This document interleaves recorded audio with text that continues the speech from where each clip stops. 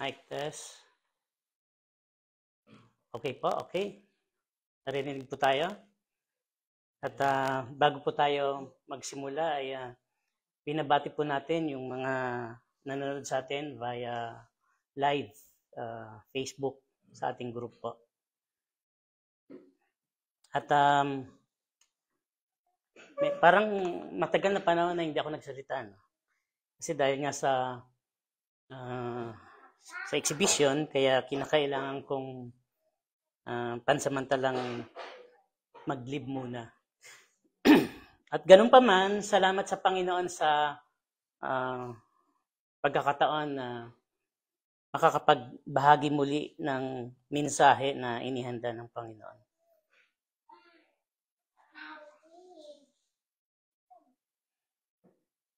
So kahit na hindi ako tumitingin sa mga schedule, alam ko first Friday of the month lagi naman ako. So kahit automatic na yan. At nagpipray ako kung ano ba ang mensahe. Normally, we have a sermon series from the Book of Acts. Pero itong mensahe na ito yung inimpress sa akin ng Panginoon. Kaya I really need to study for the whole week. At nabasa nga po natin kanina, at ang pinamagatan ko po itong Heart of the Master. Ito yung pagkakataon na isa po siyang parable ng ating Panginoong Jesucristo. And there is a banquet na kung saan itong master na to ay nagbigay ng invitation. Kaya sabi sa verse 16, Luke chapter 14, But he said to him, a man once gave a great banquet and invited many. So, may isang lalaki daw, ayon sa parabola na ito, na nagbigay ng invitasyon doon sa great banquet. And at the time for the banquet, he sent his servant to say to those who had been invited, Come, for everything is now ready. But they all alike began to make excuses. Imagine natin na yung hari ng Qatar, si Emir, papakain. Lalo Ramadan, magra-Ramadan, di ba? So, ginagawa ng mga pinsan nating mga Muslim na nagpapakain sila, namimigay sa mga streets. Kasi ito yung holy month nila, holy month of Ramadan.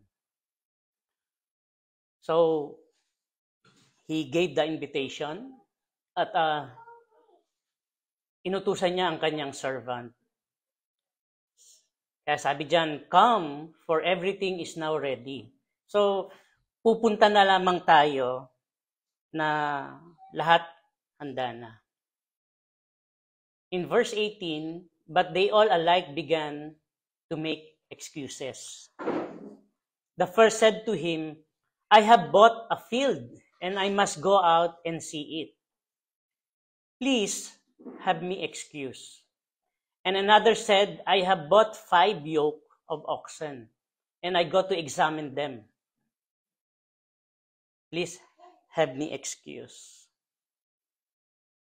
And in verse 20, and another said, I have married a wife, and therefore I cannot come. Bagong kasal. So the servant came and reported these things to his master. Then the master of the house became angry and said to his servant, Go out quickly to the streets and lanes of the city, and bring in the poor and crippled and blind and lame. And the servant said, Sir, you commanded has been done, and still there is room. So ginawa ng servant na to, yung inutos sa kanya ng master. Pero hindi pa rin puno ang kanyang tahanan. And the master said to the servant, "Go out to the highways and hedges and compel people to come in, that my house may be filled. For I tell you, none of those men who were invited shall taste my banquet." Naalala ko, nung nasa Mercab pa tayo, itong church na to, ay parang naminsahe ko na rin itong Luke chapter 14, itong parable na to. But this is another kinakailangan kong aralin sa muli para mag-shoot doon sa ini-impress sa akin ng Panginoon kung ano yung kailangan ng ating iglesia sa mga sandaling ito. At bago po tayo magpatuloy, tayo po ay manalangin. Panginoon, kami po ay lubos na nagpupurit, nagpapasalamat sa pagkakataon na kami ay makakapakinig ng inyong salita. Kami ay nagpapakumbaba, Panginoon, nagsusumamo na inyo po kaming patawarin sa aming mga pagkukulang at mga pagkakasala. Alam namin, Panginoon, that we cannot do anything apart from you. And we acknowledge, Lord, your presence, your Holy Spirit, to open our hearts and minds, O God. Dalayan ko, Lord, na itago niyo ako sa inyong presensya. At ang mensaheng ito, Lord, ay magbubukas ng aming mga pangunawa, ng aming panibagong perspektibo patungkol sa mensaheng ito, lalo sa istorya ng servant and master na ito na nagbigay, na nag-invite, Panginoon, sa great banquet. We pray, Lord, even for those brethren who is watching now sa aming live Facebook. Ikaw din, Panginoon, ang siyang mangusap sa kanila. Maging pagpapala ang mensaheng ito. The glory and honor belongs to you. In Jesus' name. Amen and amen. Kayo po ba ay naimbitahan na ng isang kilalang tao? Ano nang estado na kayo ay nakadalo, nasa lower class, medium class, or higher class, na kayo ay naimbitahan sa salo-salo? Ano yung pinakamataas maaring sa company? Diba? Saan pa? 5-star hotel yung venue. Si Brother Rico madalas naiimbitahan to. 'Di ba? So ano-ano ng mga narating mong lugar, Brother Rico? Or klase ng mga hotel, mga venue. 5-star ba? 6-star? 7-star places? Yung mga bigating tao? Or ang iba sa atin, naimbitahan lamang, ang iba sa atin ay naimbitahan lamang sa plaza ng munisipyo natin or barangay. Di ba? Kung may mga gathering, lalo pagdating sa election. Ako po ay nagkaroon ng pagkakataon nung nasa isang congressman po ako nagtatrabaho bilang contractor niya sa Bulacan. And he is a well-known congressman because he is the owner of Toyota Motors in the Philippines. So, malaki yung compound niya sa Bulacan. At nung time na yon, during election, 1997, matagal 1997, ay nakakita ko doon sa compound niya na magkaroon ng gatherings, 1,000 people. 1,000 people. They provided everything. Meron silang isang malaking building na ilan ang kusinero. Meron silang bendo machine. Nung first time ko ron, nagkaroon ako ng tonsil dahil kwanto sawang soft drink. Dahil pipindutin mo lang. Diba? Yung bendo machine sa McDonald's, sa Jollibee. Kwanto sawang pagkain. Nakakita ako ng crowd na dumalo sa kanyang bahay, mga around 3,000 people. 3,000 people. 1,000 people. Sabi ko, wow. Sabi ko, ganito karami. At ang lahat ng yon ay pinapakain. May balot. Imagine saan ka nakakita na i-distribution balot, 3,000 pieces na balot. 1,000 pieces na balot. Pati food. Pag-uwi nun, may dala-dala pang pagkain. So, sabi ko, ganito pala mag-invite yung mga mayayaman. At katulad nga dito, sa great banquet, kaya nga sinabi dyan great, ibig sabihin, talagang bongacious, napakalaki. Hindi ordinaryo na salo-salo, kainan, or feast.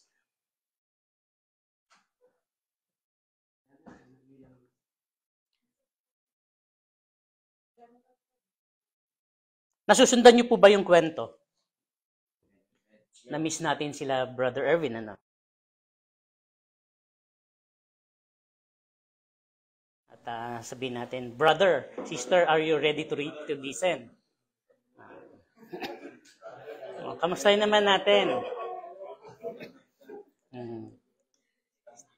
Yung katabi natin, tapikin natin, huwag kang matutulog.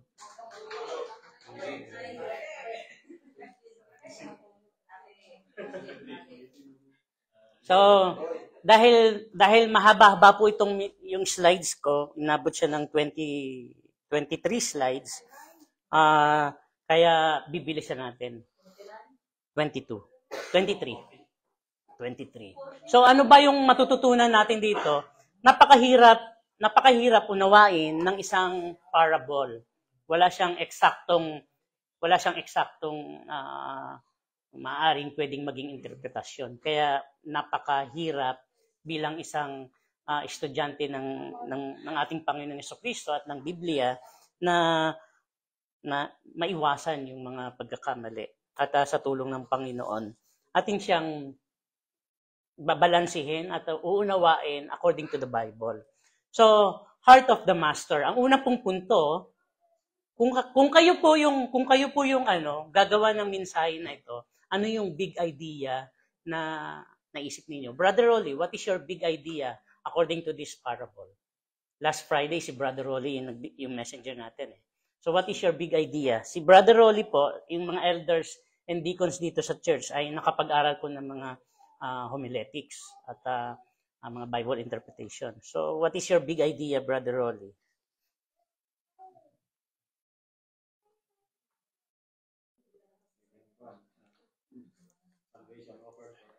Salvation offered for everyone. Si Brother Jess, what is your big idea, Brother Jess?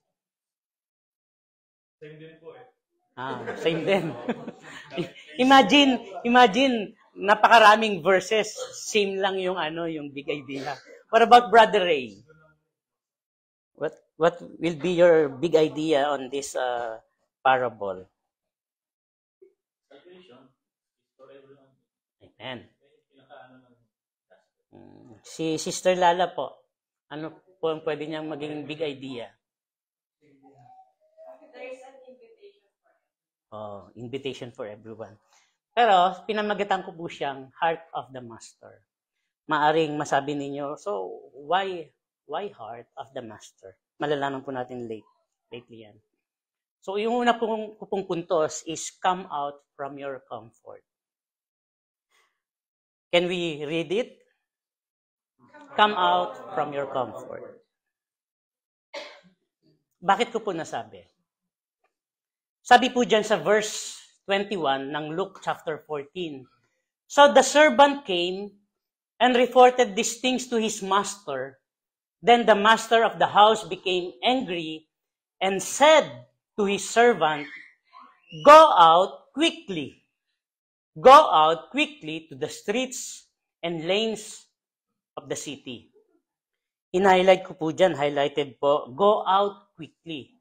Kaya sabi ko dyan, come out from your comfort. Inulit pa po yan ng master sa verse 23 on this parable. And the master said to the servant for the second time, go out to the highways, field, and road. Kaya nga, the heart of the master, at ang una po nating puntos is come out from your comfort. Tingnan natin yung ating mga sitwasyon at this present time. We are almost comfortable. We have air condition. Sa Pilipinas, mainit na ngayon. Sobrang init. May drought na. May El Nino na. We are staying sa bahay na air condition. Walking distance na lang yung trabaho natin, yung office natin. Pagkatapos niyan, social media. So, napakaraming bagay na masyado ng we're living in a comfort lifestyle. Go out from comfort. Pag sinabing go out, tiningnan ko siya sa lexicon, Greek lexicon, may pakahulugan din po siyang come out. Pag sinabing come out, sabi diyan sa verse 21, sabi niya, come out, go out, streets, lanes of the city. Sinasabihan ng master na ito, ang kanyang servant, na lumabas ka. Pumunta ka sa mga streets. It's not a single street because it is in plural form, streets. Lanes, another plural, lanes of the city.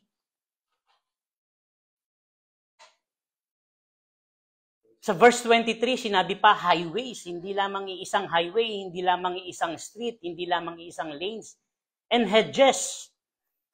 So, sabi ng master sa kanyang servant, come out to the streets, every corner, every highways.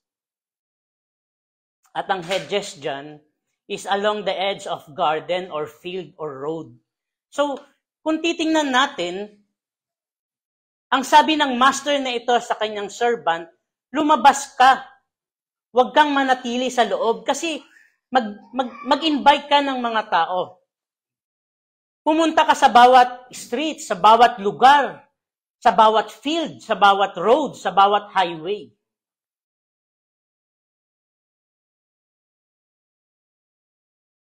Ibig lamang sabihin, huwag manatili sa kinalalagyan mong present situation.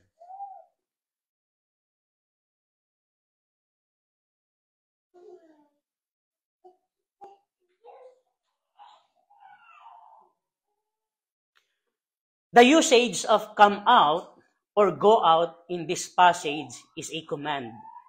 It is not a choice.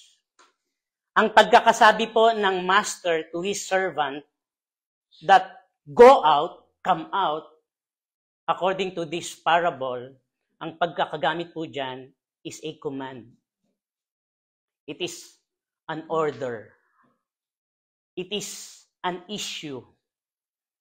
Naalala niyo po ba kapag nanonood kayo ng mga pelikula, yung mga pulis, may uhulihin sila sa isang bahay. Pinaikutan ng mga pulis, ng mga otoridad ang bahay. At anong sinisigaw? Napapaligiran ka na namin. Lumabas ka. Sumuko ka na. It is an order. It is an order. Grabe, no? Pinaghirapan ko yung ilustrasyon na yan. Isang linggo. Napakagandang ilustrasyon. Pero, yun ang katotohanan. It is an order. Huwag kang manatili sa bahay mo at lumabas ka. It is a command. When the master tell to his servant, come out. To the streets, to the lanes, cities, highways, field or garden. Ibig lamang sabihin, huwag kang manatili. Parang naglabas ng warrant of arrest ang husgado. May warrant ang bawat isa sa atin. Invitation. Come, sabi ng hari. There is a great banquet. So it is a command, brothers and sisters.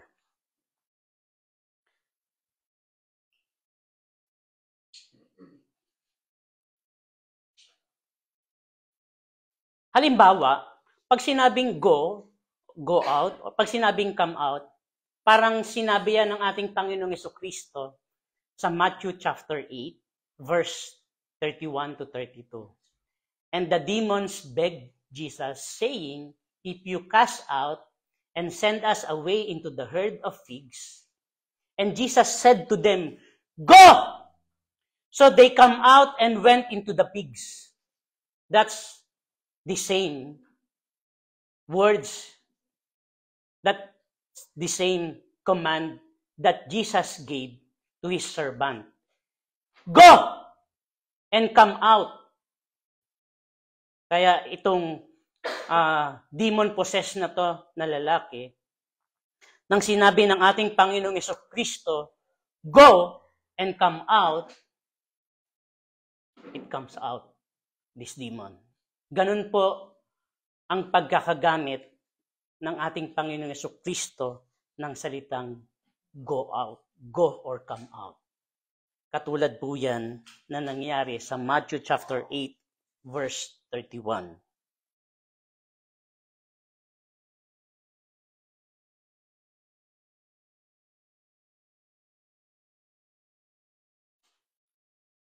It is great that everyone is involved in discipleship. However, the gospel message is what is essential. Totoo naman na maganda na ma-involve sa evangelism, sa discipleship.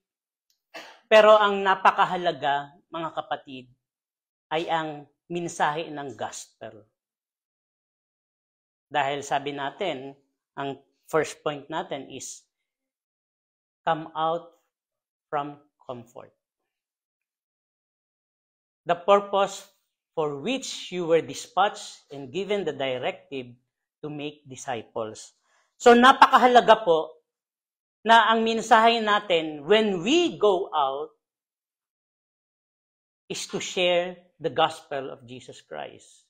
Hindi lamang basta na lumabas. Sabi, di ba? Great Commission. Go and make disciples. Hindi lamang na lumabas tayo. Hindi lamang na humayo tayo. Kundi ipahayag natin kung bakit tayo ipinapahayo, pinapalabas ng Diyos. At walang iba kundi magpahayag ng mabuting balita tungkol sa ating Panginoong Jesucristo. Amen? Sabihin natin sa ating katabi, come out from your comfort.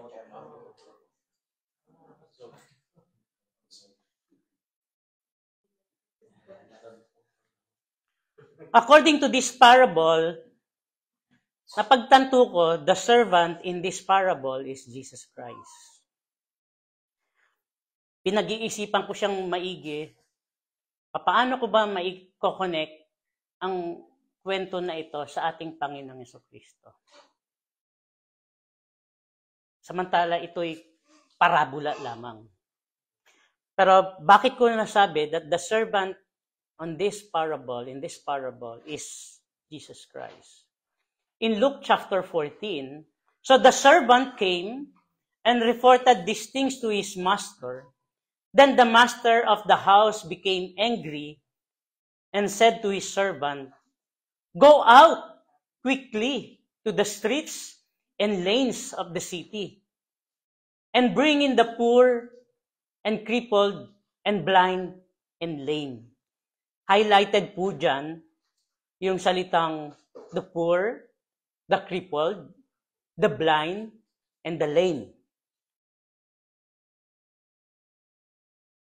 Punta po tayo sa ibang chapter na sulat din ni Lucas, Luke chapter 7.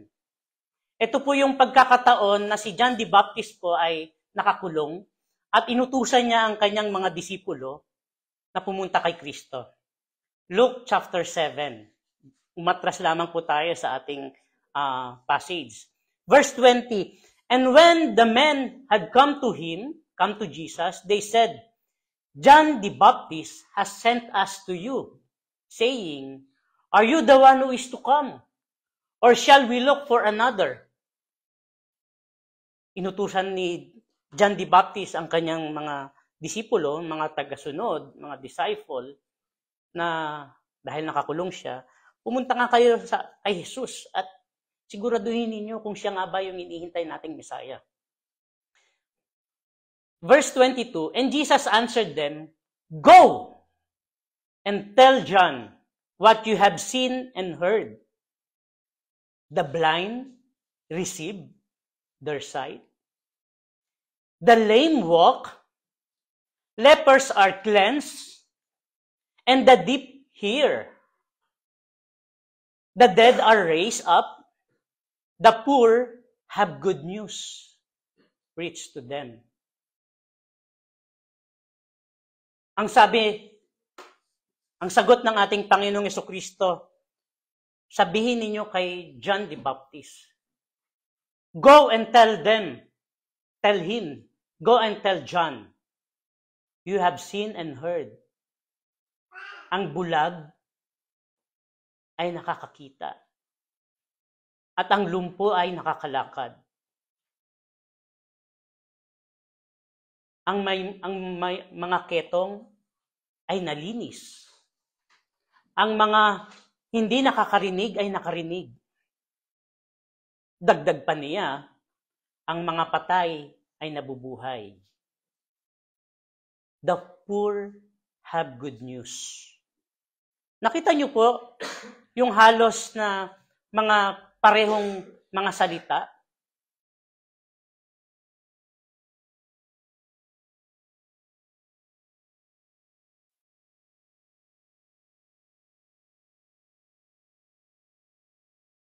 Sabi dyan sa verse 14, go out, sabi sa servant ng master, go out quickly to the streets and lanes in the city and bring in the poor, the crippled, and blind and lame. In Luke chapter 7, sabi ng ating Panginoong Jesucristo sa mga disipulo ni Juan the Baptist, nakita ninyo at narinig, ang mga bulag ay nakakita. Ang mga lumpo ay nakalakad. Ang mga may ketong ay nalinis, pinagaling.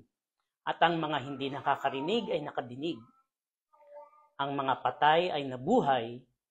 At ang mahirap ay nakapakinig ng mabuting balita.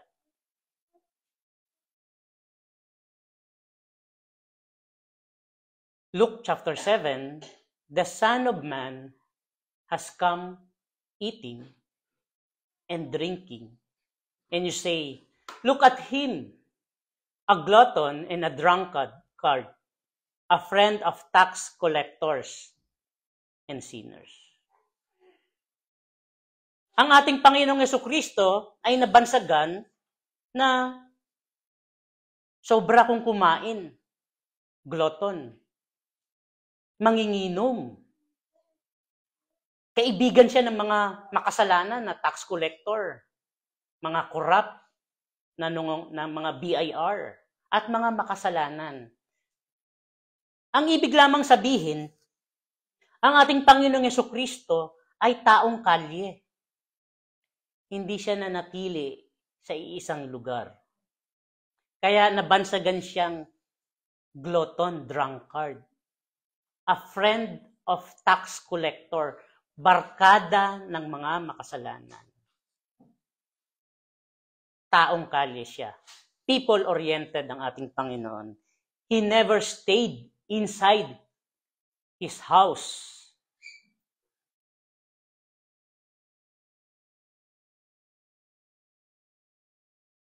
We ought to imitate Jesus if he is often seen publicly and on the streets to preach the kingdom of God. Ano yung first point natin? Come out of comfort. Kung ang ating Panginoong Jesucristo, siya yung servant na tinutukoy dito, na sabi ko nga, sa parable, then we ought to imitate Jesus. If he is often seen publicly and on the streets to preach the kingdom of God.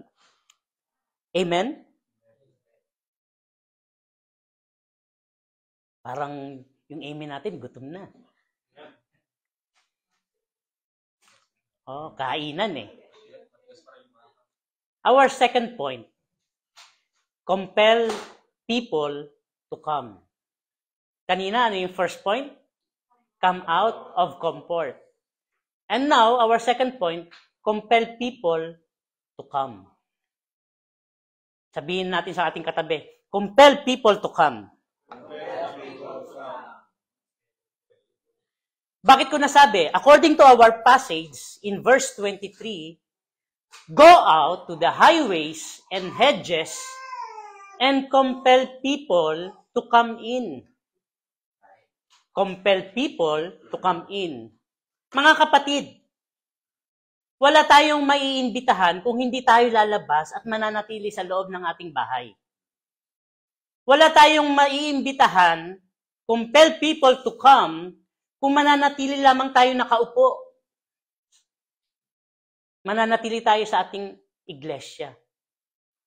Diba? Sabi ko nga sa inyo kanina, ang pagkakagamit ng salitang go out or come out is a command. It is not an option. Kaya sabi dyan, compel people to come. Pero walang mangyayari kung hindi tayo lalabas.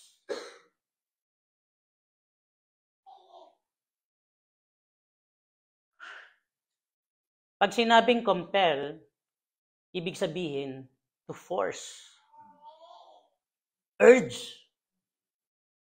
Pero teka lang, akala ko ba walang pilitan?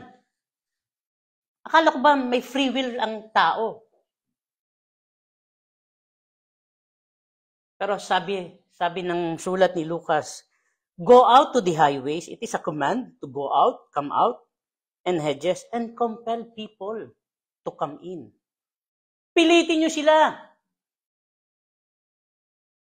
Dahil nagbigay ng imbitasyon ang mayamang lalaki na ito. Ang example ng pagkakagamit ng salitang to force or compel, naitalayan sa Jude chapter 1 verse 23. Anong sabi diyan? Save others by snatching them out of the fire. Bakit kinakailangang puwersahin that people to come? Because they are in danger. That's why sabi ng master, compel people to come in.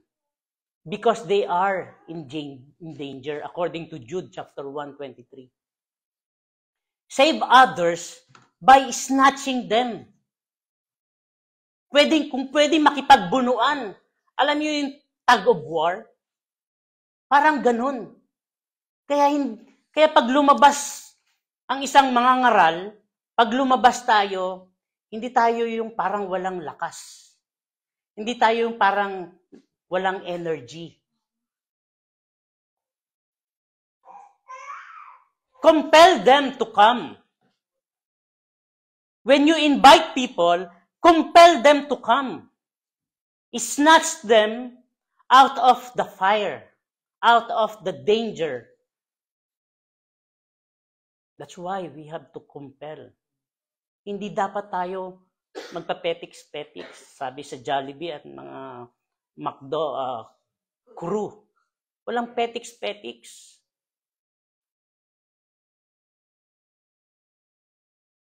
Sa totoo lang, nung nagpaalam ako na magre-rest muna ako dahil exhibition time, busy.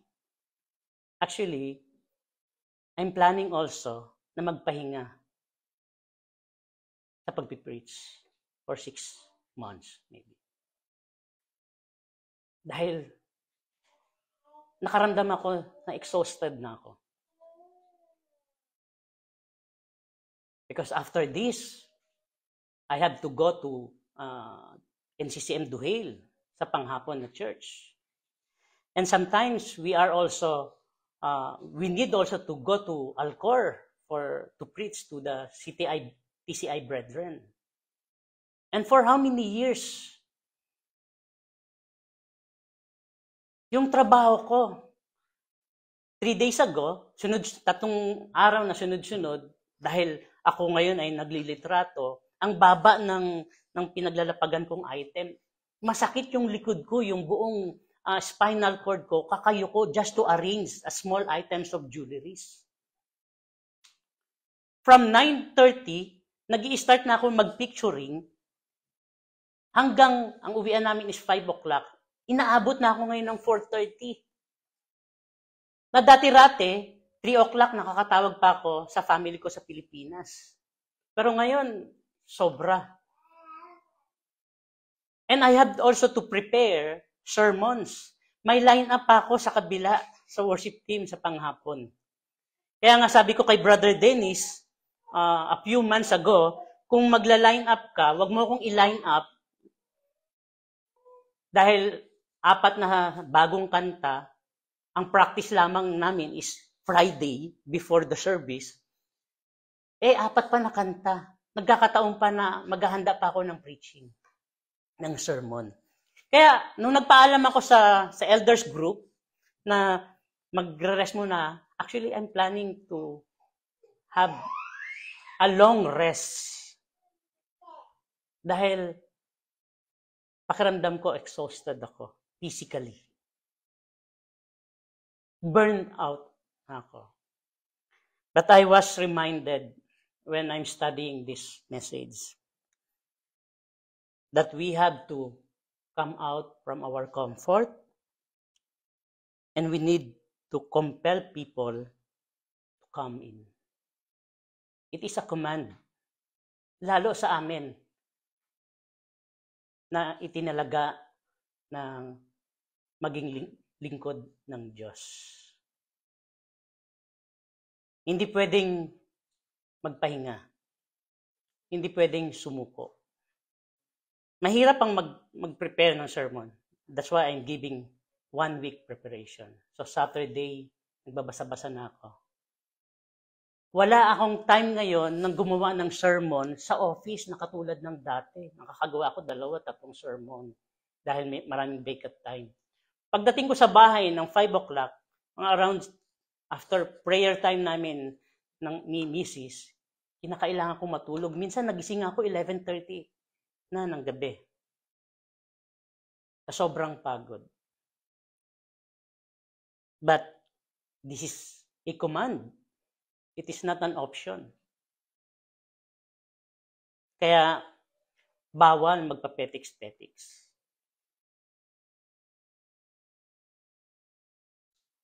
To compel, meaning there is urgency. Pag sinabing compel people, ibig sabihin urgent yan. Why? Because they are in danger. Kaya sabi dyan sa Jude chapter 1:23, snatch them, save others by snatching them out of the fire. It is urgent, brothers and sisters. Nakikita nyo ba ang urgency ng kaharian ng Diyos? It is urgent. So to compel is doing with urgency. Hindi pwedeng palamya-lamya. Hindi pwedeng papetiks-petiks. And according to the story of this parable, there is urgency because sabi ng servant, everything is ready. Handa na ang hapagkainan. Kaya sa drawing ko, may long table. May long table. Dadalo na lang tayo. Iniimbitahan na nga. Dadalo na lang because everything is ready. Walang bayad ang entrance. Libre. Eat all you can. Kung kaya mong kumain ng 5 plato, go ahead. Everything is ready. That's how the word compel. Ano yung second point natin? Compel people to come. At ang first point natin, come out of comfort. In Acts chapter 17, natalakay na natin ito sa preaching ko dahil nga may series studies tayo sa Acts.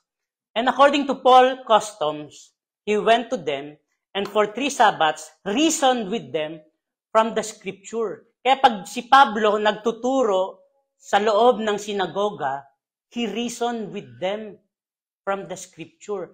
Nakikipagpalitan siya. Because that is urgent. Gusto niyang i-snatch ang mga tagapakinig niya sa nalalapit na kapahamakan. In Acts chapter 18, inulit pa ulit. And he was reasoning in the synagogue every Sabbath and trying to persuade Jews and Greeks. Kaya pag nagbabahagi si Pablo, persuasive siya. Because nakikita niya yung urgency. At nakikita niya yung kapahamakan. Kung hindi nila malalaman ang katotohanan, sila ay mapapahamak.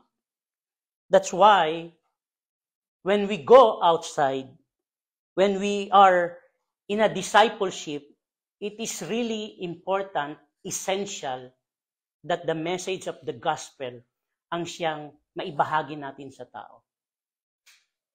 Dahil yun ang nakakapagligtas. What kind of people are to be compelled? Ano bang mga tao ayon sa kwento ng parabola? Sabi sa verse 21 ng ating text, "Go out quickly to the streets and lanes of the city and bring in the poor, crippled, blind, and lame." Sabi dyan, kung lalabas kayo, bring in the poor, the crippled, and blind and lame. Bakit itong mga mahihirap? Bakit itong may mga kapansanan? Yung mga uncapable, PWD.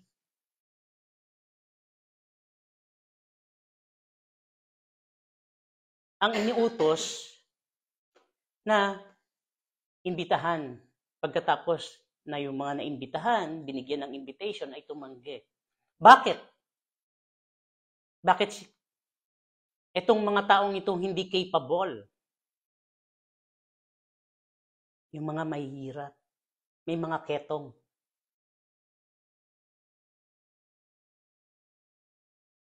Kasi, alam nila, itong mga taong ito, may pangangailangan. And these people, they are receptive. Alam nila, natatanggapin ang imbitasyon. Aba, kahit sino naman, libre kainan doon. Tara! Di ba? Masarap ang kainan doon. Dahil mayaman itong taong ito. Malaki ang bahay. Other than that, wala silang kapabilidad na bumili marahil ng mga ganong kasasarap na pagkain doon sa pupuntahan nilang kainan. At ayon din dyan sa kwento na yan, kung babasahin ninyo doon sa taas ng binasa natin, sabi doon sa parabola, kung mag-i-invite kayo, huwag ninyong imbitahan yung mga may kaya na pwede, kasi someday, pwede nila rin kayong gantihan dahil may kaya rin sila. Bagkos, sabi diyan, imbitahan ninyo yung mga hindi kayo kayang gawin yon in return.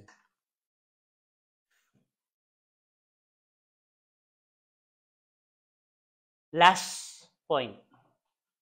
Cram the church. Ano ibig sabihin ng cram? Make full of crowd. Fill. Kaya sabi dyan, sa verse 23, "And the master said to the servant, that my house may be filled.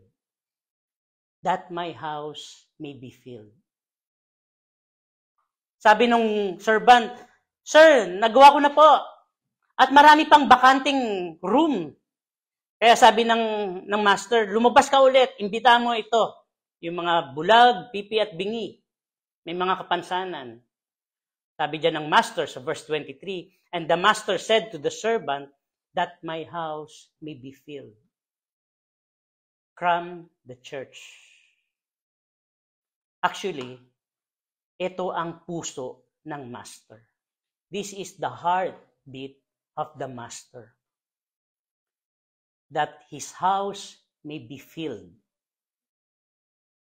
Pansinin natin, ilan ang mga bakante na upuan ngayon ang meron tayo dito ngayon.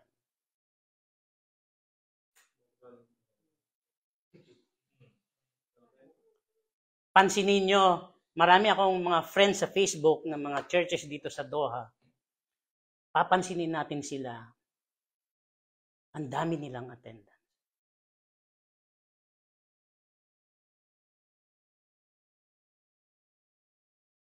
Pansinin ninyo, yung mga kulto na iglesia, ang sisipag nila, nag-house to house.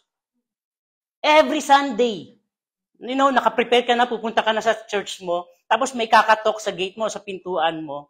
Tao po, pwede po ba namin kayong mabahagian ng salita ng Diyos, ng babasahin? Every Sunday, house to house.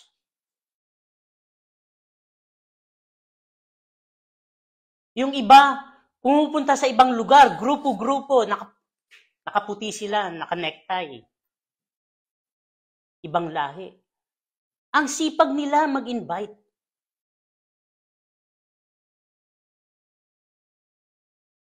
Kung sino pa minsan yung kulto, sila pa yung marami.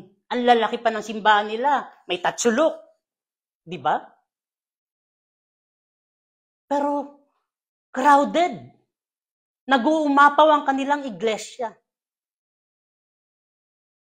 Samantala, ang mga iglesia na nagtuturo biblically, kakapiranggot.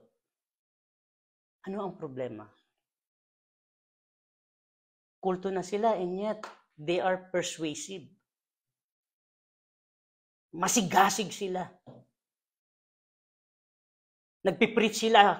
Bawat kalye, makikita mo sila. Nga lang, pagkatapos, may malaking lalagyan.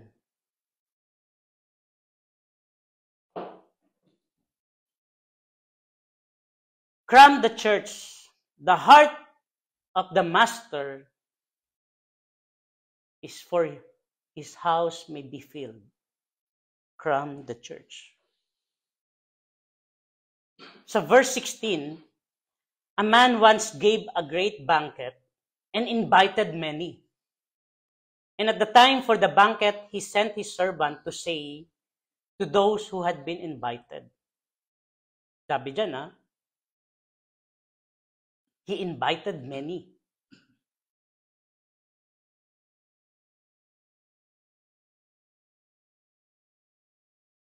Sabi sa 1 John chapter 2, he is the propitiation for our sins, and not for ours only, but also for the sins of the whole world.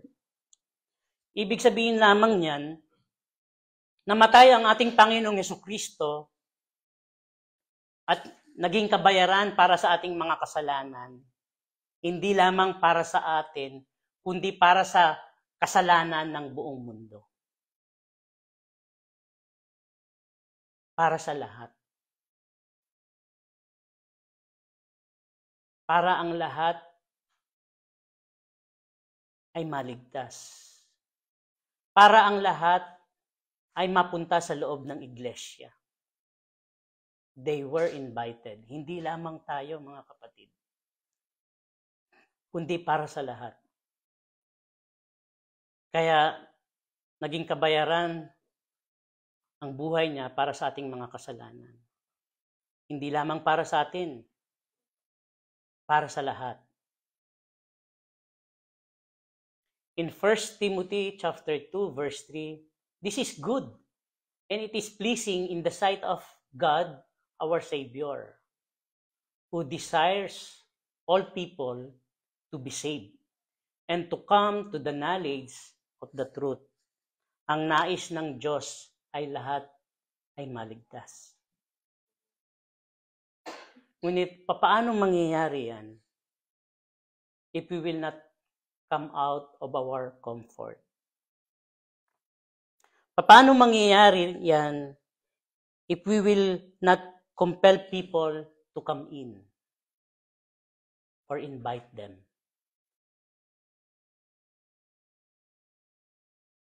Pero ang katotohanan sa parable na ito, those people who were invited, they all make excuses. Yung unang mga binigyan ng invitation card, walang dumalo. In verse 18, the first said to him, I have bought a field, and I must go out and see. Please have me excuse. At ang pangalawa sa verse 19, I have bought 5 yoke of oxen, and I go to examine them. Please have me excuse. At ang pangatlo, in verse 20, and another said, I have married a wife, and therefore I cannot come.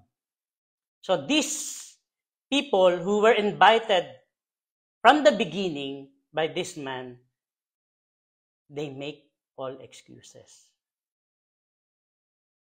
Kapag tayo nag-i-invite sa tao dahil gusto natin silang dalhin sa loob ng iglesia, they have excuses also. Expect it. Kahit nga rin tayo eh. That's why we don't go outside and invite people because we have also excuses sometimes. Busy ako. Wala akong time. Nahihiya ako. We have excuses. But let us remember, the word come out is a command. It is not an option. Compel people because they are in danger. Snatch them. Kung hindi tayo lalabas, kung hindi tayo mag-i-invite, hindi tayo mag-share sa mga kaibigan natin, even our families, nanganganib sila. Gusto ba natin silang mapahamak? At ang sabi doon, di ba? It is urgent because everything is ready. Who knows kung kailan darating ang Panginoon? This evening? Tomorrow? Next month? Who knows? Kahit nga ang ating Panginoon Jesucristo, hindi niya alam kung kailan siya babalik. Or maybe, baka hindi na lang tayo magising sa ating pagkakatulog.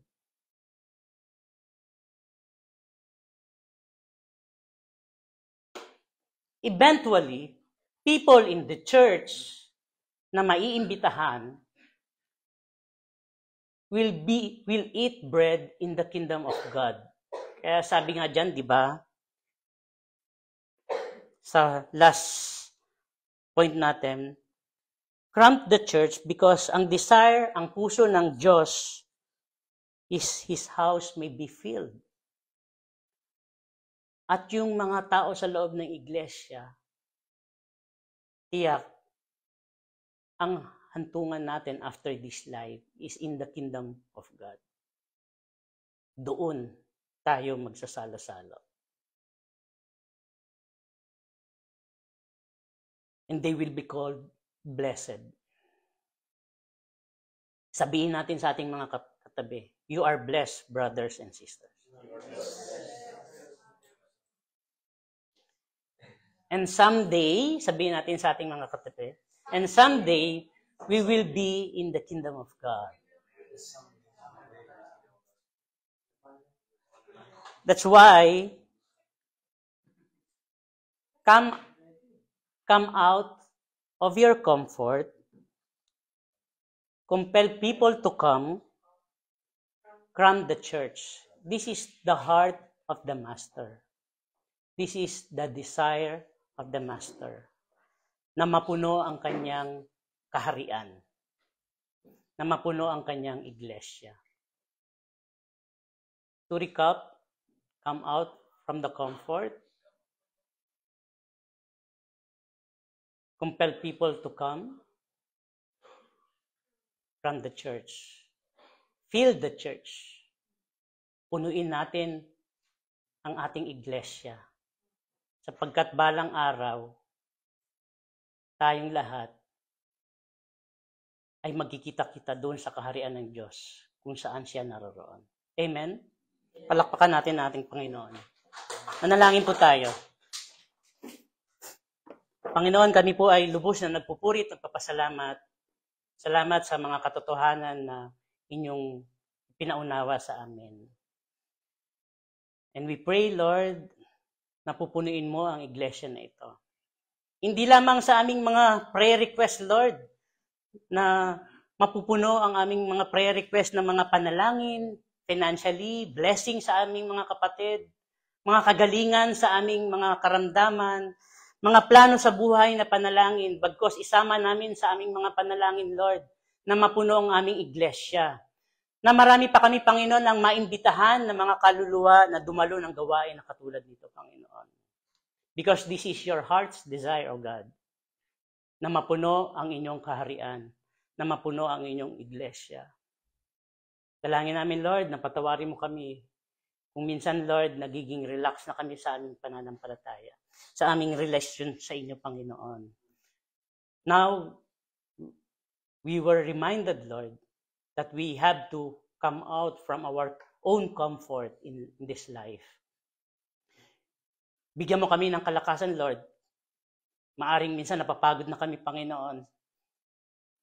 Ngunit patuloy mong ilagay sa aming mga puso ang katulad ng puso ng aming Master na walang iba kundi magdala ng kaluluwa patungo sa loob ng iglesia sa inyong presensya. Pagpalain mo, Lord, ang bawat isa sa amin. Pagpalain mo, Lord, ang mga kaibigan namin, Lord, kung saan kami nagtatrabaho, kung saan kami araw-araw nakikita. Tulungan mo kami, Lord, na gamitin mo kami para imbitahan sila